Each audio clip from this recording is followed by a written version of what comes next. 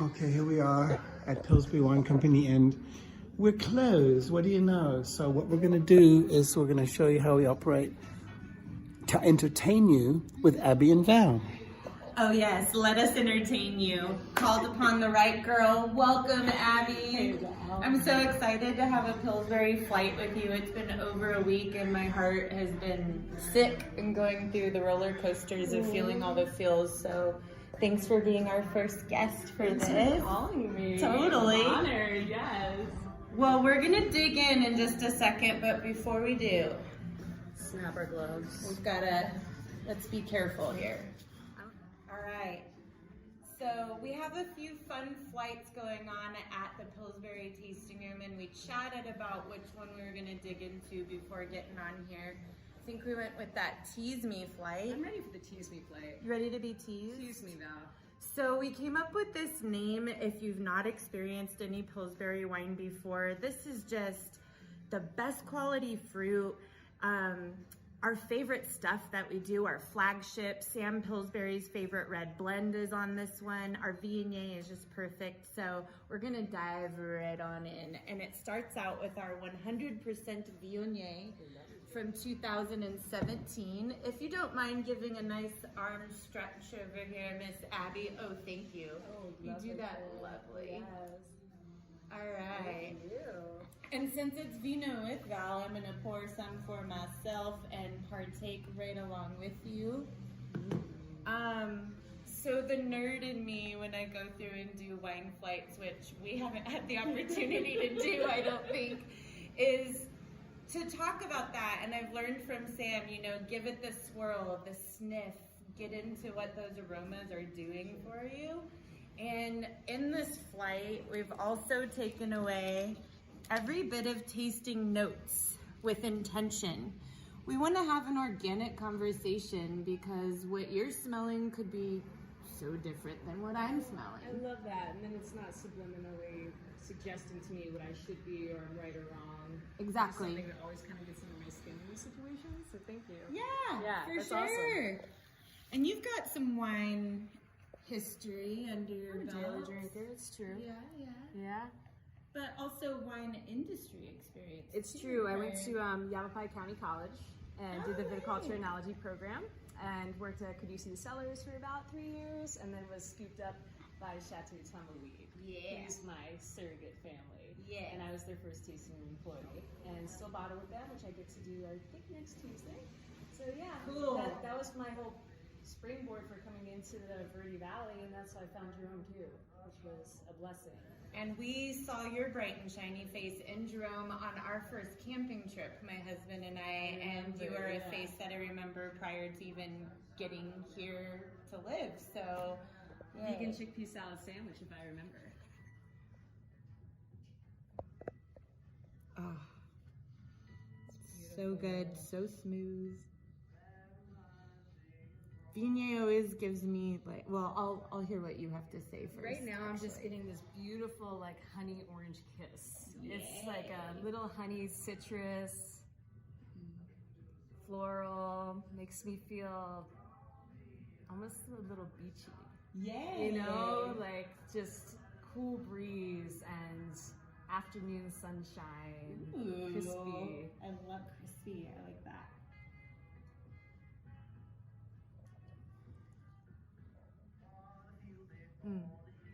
I love that beachy description. I've been getting tropical fruit notes off of our Viognier rather than so many floral fruit notes ever since 2014. It kind of took a turn and it's just super bright and pleasant. And I always get on the finish some sort of a kind of a quality of like a nut, like a macadamia kind of a sense right in the middle of the palate. Yeah, a little nutty, a little like zest on it too. Yeah.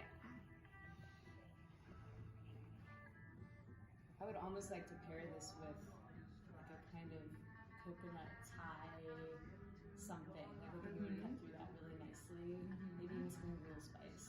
Ooh, yeah. Beautiful. Be a good cleanser. Sam loves to pair a Viognier with a nice scallop dish that has like a cream sauce, maybe some spinach with it, because it cuts through all of those heavy creams, those buttery senses that's kind of the idea of pairing, is you want to have something that's just going to cut through and cleanse the palate too, so that you can receive other flavors. So I think we can have fun with those types of things. Yeah. I once had it with seared scallops with a kind of peach juice reduction that went really, really well with this. And, you know, it's a funny thing. I once asked a woman who didn't know how to drink and didn't know much about wine to sip the Viognier, and I said, just don't think about it. Tell me what you feel when you sip it. And she sipped it and looked at me and said, white silk. Oh my word, I love that. I love that. See, this is the fun. This is like the joy that comes back after enjoying wine and hearing what people have to say about it. Because when you get a comment like white silk said right to you, I mean... I said, do you want a job? Yeah, right? How does it get much better? Now I want to be in a rap video, like in a hammock with a bikini. Love it. I feel it. White silk, yes. That was wonderful, thank you. Well, we're gonna move on to one of our wild children. We have so much fun with these darn Wild Child White and Wild Child Red blends. And to be quite truthful, the way that the Wild Child blends end up to be what they are is what do we have left over now that we've done the single varietals, now that we've honed in on what our favorite barrels are?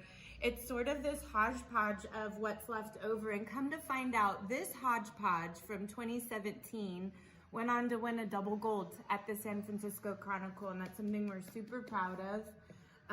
So let's taste away. Back away. Thank you. Thank you. Good catch. We're getting used to new normals during these times, and I don't at all want to ignore what's going on outside.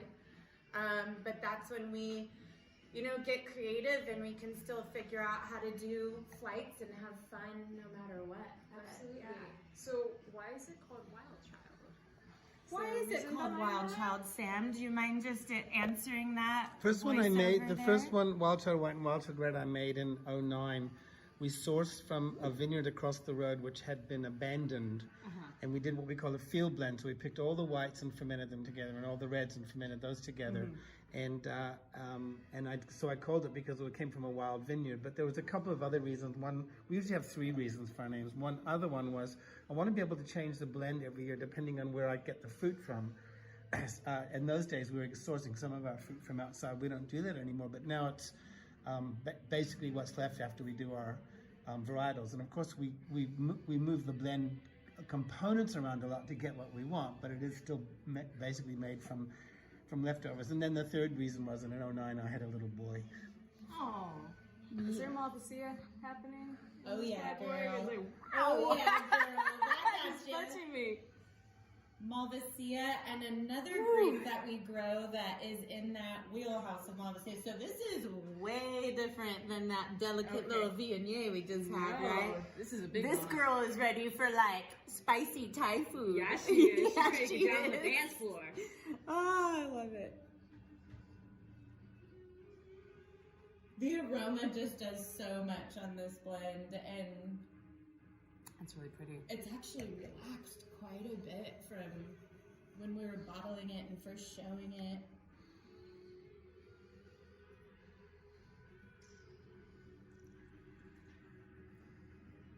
This one has definitely a bigger mouthfeel in it. Oh, too. yeah. This is hot and heavy. Long linger. I mean, This this is a can hot go one. from like that spicy Thai food plate to like an orange not orange, but like carrot ginger soup with a bunch of Indian spices in it. I would play, I don't know, I want like an oily fish. Oh, hey. Something oily, something a little fatty with it Something too. fatty. Yeah, Yeah, it is. It's definitely. got a lot of acidity happening. Staying with us. See, this is so fun to be able to do this along with somebody too. So I'm just excited for all of these, changes. We're just gonna smile through it. But man, this is fun to do this right alongside with a friend. And I'm experiencing this right now in a way that I never have. And it's staying with me. I don't want to quite leave it just yet, which I haven't felt that way about Wild Child White 17 until right now. We can hang out for a while. We can hang out with Wild Child White 17. We can go on a second date with this Okay, one. yes, we could. Yes. Other than what's going to happen to us next with that one night stand rosé. You know what I'm enjoying about this too is with the cafe, we were talking about this a little bit, is having that organic experience, having people come in, having that improv, which is part of what I think you and I, our natural spirit feeds off of that. Yes, the whole experience behind it is also what feeds the flavor behind it. Yes. Same with serving food and coffee to people. I miss that right now. I don't like these barriers. Like, I just want to give you a big hug right now. I know. But I think it's going to make us appreciate in the future It is. so much more. Tell us, so we talked about where I've seen your face and where we've met you, but talk to us for just a second about what your current role in the Jerome community is and the pillar that you are up there. I have the Flatiron Cafe. I've had it now for 4 years. I'm the co-owner with. Oh my gosh! I know it's been 4 years. 4 years. So is for that 4 years, real right now? I know. Okay. Co-owner with Chad Hembrough, who's an amazing chef, my best friend in the whole world. And then we also have an Airbnb above. So I miss doing that too, meeting people from all over the world because Jerome is the third most visited spot in the state of Arizona. Yeah. So along with that, private chefing, been catering for 7 years now, and just absolutely adore Jerome. There's 450 of us misfits in one place, mostly artists, and it's a community that's taught me just so much responsibility about being a person in village living, and I wouldn't change it for the world. Yeah. I love that. I love it. Well, thanks for being here, babe. Thanks for inviting me, babe. Yeah. Oh, this is good. I'm gonna take this last sip of this gorgeous do wild one child more. wine. Here, should we air cheers? air cheers? Okay, from a Okay. distance. And all right. What's next, darling? Next is the one and only rosé that we do at Pillsbury Wine, the One Night Stand Rosé. And this got its name in a funny manner. It was originally the first rosé that Sam Pillsbury made, as the story goes, was from some fruit that could not be quite confirmed what the varietal was. And so went ahead and bottled it, called it just rosé. This was prior to this tasting room space being open. Sam got around and started pairing this at dinners and showing off so well the way that he does. And once it came down to it, it was such a gorgeous rosé, and he was going, well, this is going to be quite like having a lovely one night stand that I'll never have again, because now we've ripped up those vines and planted something else. And as the story also goes, women had that same reaction to the name as to what your reaction is. Yes. And then another fun part of it is the leaves are left standing for a night. So everything that has a funny name we find along the way has 2 and 3 meanings. And it just opens it up for really fun conversation. And like you're talking about, when we're in our space and doing our thing under all normal circumstances without all these crazy boundaries, this is fun, and they're conversation starters when people look at the menu. I mean, we're people that have a white wine called Inappropriate now, named after Sam. One Night Stand. We have a Diva Red Blend, and I for damn sure have a t-shirt that on the back says, I had an inappropriate one night stand with a diva. Yes, we made those. Look out for a rerun later. But let's have this one night stand. Free running juice from all of our Grenache and Mourvedre fruit from 2018 season. We used to have a bit of a hodgepodge of all of the red fruit make it into the rosé, and this time around it's just those two, Grenache and Mourvedre, and they play so nicely together. So nicely.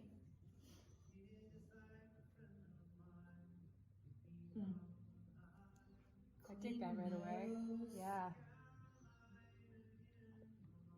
It's just that. Pretty juicy strawberry. This is a little. Yep. Bright, clean. So bright. Mm-hmm. Oh, wonderful. This is the food rosé right I was just here. gonna say, now We I'm used to hungry. have a little bit of all those reds make it in, and that did something really quite cool a couple of times, but this is one of my favorites since 2013 stands out to me, and this is the closest thing to it. I like it a lot. There's a warmth behind this one too. Like, I know it's called One Night Stand, but I can absolutely see just being completely drawn into this. Having a full long weekend. I could maybe have like a full-on vacation with this wine. I'm just saying, maybe even an engagement. We wouldn't go all the way. Okay. But We could cozy up for a we while. could cozy up for a while. I consider taking your last name, just for a second. I love it. Ah, just spot on this one. Arizona's turned me into a rosé junkie. Mm-hmm. I was never into rosé, ever, until this state. It's a problem, actually. It's depleted my bank account. Girl, I moved out here from California with the California big bold red palette. Right? Yes, like, don't pour me a white, don't pour me a rosé. Thank you kindly. And I'm a convert. Like right now, the Chardonnay is my favorite thing on our all white list. Coming from someone who never thought Chardonnay could be that enjoyable. Well, you came from the land of like buttery, right? The oak and butter, girl. Yeah. But old world style is cleaner than that. So, you know, when grapes are growing in the right area and they're happy, they're gonna give you so much more aroma. There's so many neat things about the Wilcox area for growth of a vine that we're learning more and more as time goes on, that we're just set up in a nearly perfect area to grow a perfect cluster of fruit. And Sam Pillsbury's philosophy, which we all love to tend to, is just that, you know what, if you can grow a perfect cluster of fruit, you're not doing any wonky stuff on the back end. This is clean, this is natural, this is as organic as it can be, and it's giving you all of those aromas after these years of maturity. There's a lot of comparable things to Cochise County as there is to the Rhone Valley, France, which is what 90% of the varietals are that Sam's growing. You've got elevation, you've got mountain range. I know I'm getting pretty geeky with it right now, but yeah, these plants are thriving. And and all Arizona fruit for you. You've never messed with anything but that, correct? Right. Yeah, right. And then also your yeast, I was reading something interesting about yeasties. So just something natural in that department, right? Like you're not getting anything that's manufactured or outside of the realm of what would naturally come off of that fruit. Is that? You know, at this point, there's been just a tiny bit of playing around with some cultured yeast, but for the most part, what would you say, Sam? About 90%, 80 to 90% of what we're doing is all a wild yeast ferment. Right. Almost, almost 100% with the whites and about 75% with the reds. Yeah. Right. And we've compared barrels. I have had the honor of being invited into that space over this last couple of years, and you can compare a barrel that was inoculated with a cultured yeast versus what the barrels from our wild yeast that come right there from the land, from that terroir, do for the fruit. And there really is something quite special about how that all comes together from a place. And then we get to celebrate that place, that property. And so going back for a quick second as to it being always having been Arizona fruit, it's always up to this point having been Cochise County fruit. What a beautiful relationship just with the entire space. And then, I mean, in terms of food, do you ever try to source from that area and with pairings? And I mean, is it all very local centric with what you want to do with it? So some of our favorite parties every year is the Harvest Festival party that we have at the Pillsbury Vineyard, and I'm going to touch on that because it's transformed the last two harvest seasons where we've invited local chefs from the Phoenix area, from all different parts of the state, and it's sort of our own little challenge for them where we want them to source right there, even from our own property, the farms right around, and absolutely celebrate the land, bring it all together, farm to table, pair the wine. This is what we're all about, and now we have the time to stop and share it in a different way, which is exciting. Super exciting. It's super exciting, and I'm curious to see with what's going on with the coronavirus and being that we are lacking so many resources right now. Are we going to go back to the land?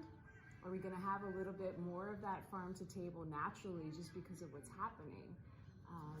I think it's going to change the whole culinary scene and what we're doing right here in our state. And so as scary as it is, it might have actually a really positive impact on our future. Absolutely. That's what we've been talking about from the start, from day one, is that, you know, things are tough out there, guys. Like, we're confused. We don't have answers. We don't have dates to an end in sight of these current barriers, but there's going to be a lot of good and a lot of connecting that's coming from this. Driving into town here today, you know, what Jason and I noticed is that we're seeing people on bikes. We're seeing people out on a walk that maybe they haven't been able to go out and take a walk like that in a few months because we work so hard. Right.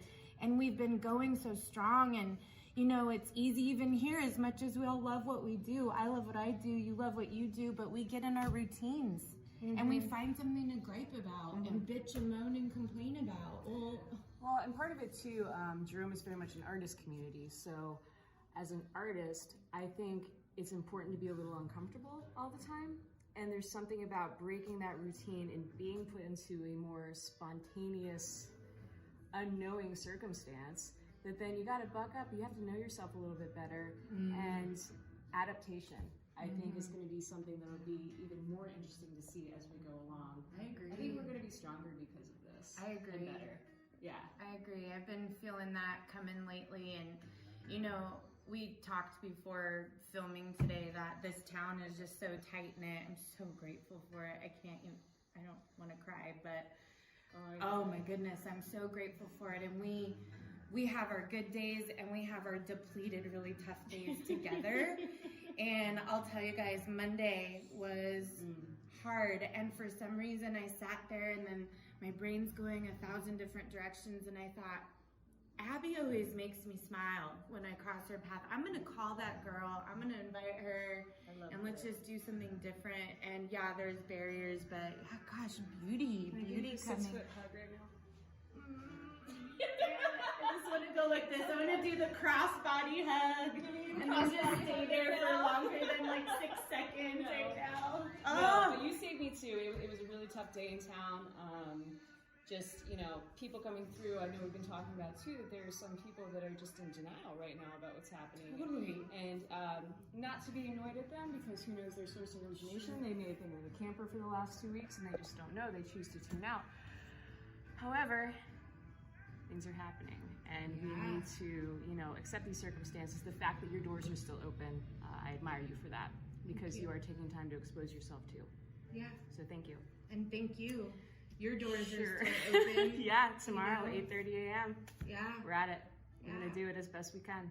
And another thing about this town when it comes to food, I've realized how many of my friends are truly so dependent, literally dependent on these little small businesses feeding them local and organic products like what you guys do. And it is nourishing to them, and they're sort of lost in the grocery stores right now, especially with half of the things being, you know, taken off of the shelf. So yeah, it's definitely bringing us together in different ways. I almost went out of order there on this flight, y'all. I can't do that. Okay, Roan Red. Roan Red. Thank you, Roan Red.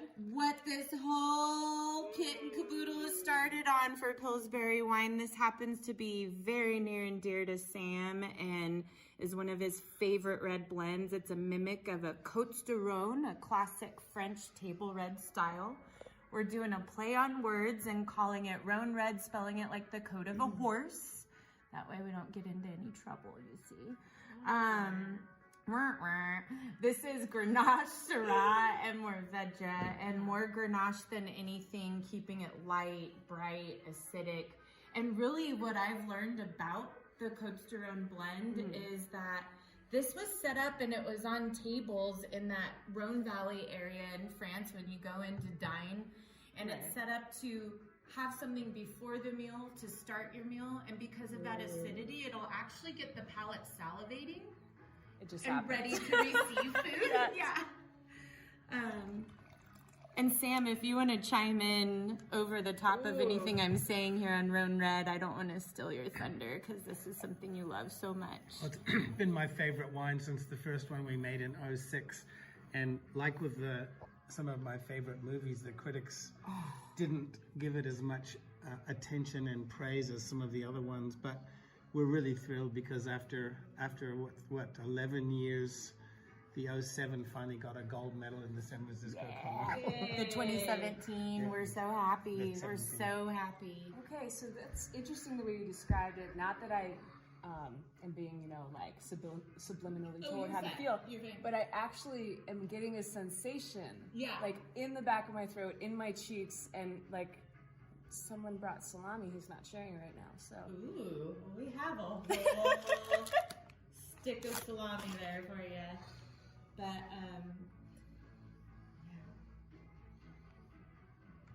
oh, Rhone varietals.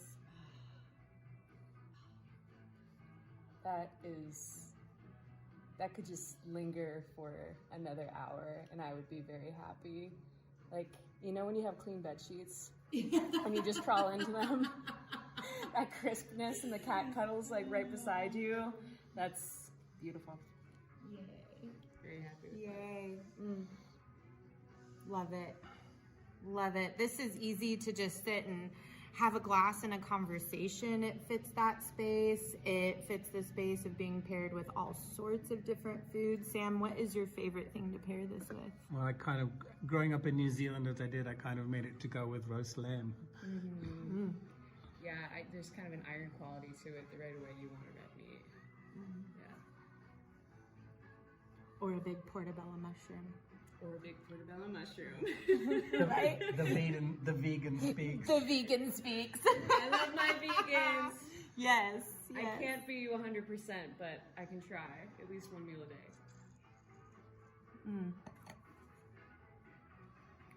Just always so consistently great. I like the body on this too. Sometimes I feel like overwhelmed by reds. Yeah. You know, they take over. Where this, I would want to complement with a food.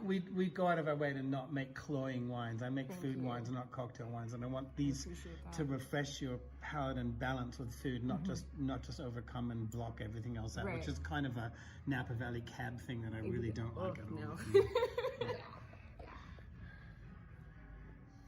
Yeah, in fact, that was something to really take notice at my awakening of how serious everything is going on out there. Was leaving the vineyard 2 Sundays ago to, down there barrel tasting, living our best life, and, in the midst of all that, while we were going through those 2018 reds, just really paying attention to, just this much more Petite Syrah overpowered everything. But if you pull it back only by 5%, it makes all the difference in the world. There are these little aha moments of, a red that we were playing with, adding just 2% Viognier to play around and be out of the box. That Viognier delicate white overpowered the red, so you just don't know until you start putting things together. But that was a beautiful weekend, a couple weekends ago. I love those aha moments you can have. Yeah. I was so blown away the first time that I had a red and it paired well with microgreens. Hey. Or kale. Yeah. To go, oh my gosh, that's better than with a steak. It's amazing what some of them are so unexpected, so anomalous. I remember once I was making a curry and I thought I had beer in the fridge and I didn't. The only thing I had was a bottle of rosé, and I thought, this is a joke. This isn't going to. It was perfect. So don't be afraid. Don't be afraid to try anything. Right. Don't be afraid. Don't be afraid to try. Yeah, you never know until you start putting it together. One of my favorite pairings to date, and I think this is one of the reasons I fell so head over heels in love with the varietal Mourvedre, which is not in our lineup today, but stay tuned. I'll be talking about Mourvedre. It's in the Rhone Red. It's in the Rhone Red. But I remember having a 2014 Pillsbury Mourvedre. Yes. At home already because it was my favorite bottle at the time, and my husband making a beautiful batch of French onion soup. There he is. There's Jason. And we just happened to have this bottle, and I took a couple bites of French onion soup and a sip of that Mourvedre. And today, my favorite thing to put with it is anything with caramelized onions, garlic, mushrooms. I just want single varietal Mourvedre right along with it. So we find our things by happy accidents a lot of the times. Yeah. Always.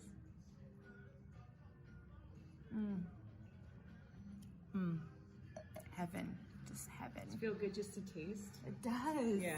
To It be on the other side of does. the bar. Yeah. Right. I always love that too, you know, when there is a big rip-roaring party happening in here. Yeah.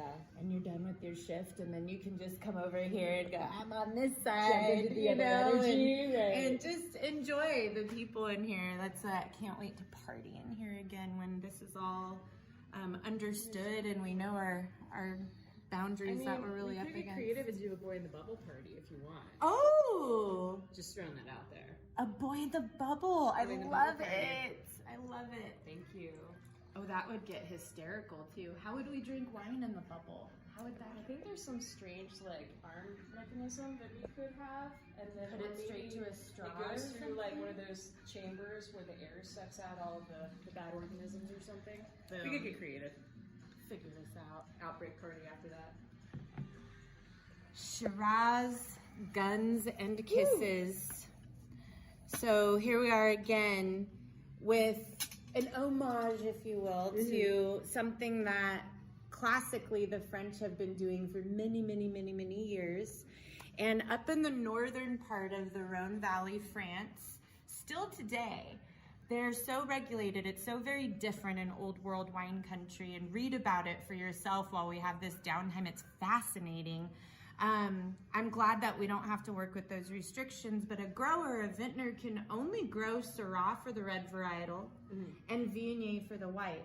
And so part of my spiel, if you will, when I'm doing wine flights, and I have a tendency to get into spiel mode, but I think, and this is just a Valerie theory, what my brain is connected, is that some good old Johnny receiving the fruit season after season, maybe got a little bored and went, I'm gonna take a handful of this Viognier and throw it right in that first fermentation tank with all the Syrah, close it up and see what happens, and let them all macerate and start the process together. I love it. I don't know for certain if that's exactly what happened, but that's what I like to think. And so what we're doing here, right?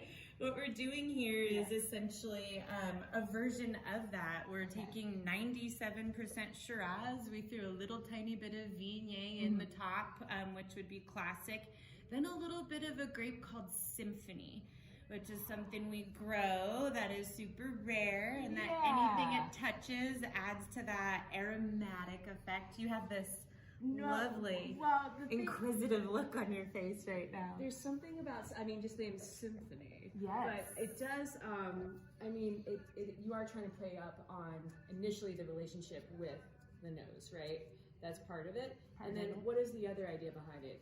Acidity or? So what they found that the Viognier did by adding it into the Syrah over years, once it goes through its full experience, once it's been barreled and it's aged and now it's sat in its bottle for a period of time, and then you compared that bottle of 100% Syrah versus the ones that they threw a little bit of Viognier in, that Viognier actually added an element to the palate. Okay. Surprisingly enough, a longer linger. But we just talked about that aha moment we had at our own Pillsbury vineyard 2 Sundays ago, where we found, wow, Viognier really kicks it up a notch in this red. So now I understand that more than I ever did just from 2 weeks ago. Also co-fermenting with Viognier changes the chemical structure of the Syrah, so it tends to open it up and make it a little more complex. And it's called a Côte Rôtie, and it's Northern Rhone, and we play around with it because of a bunch of accidents.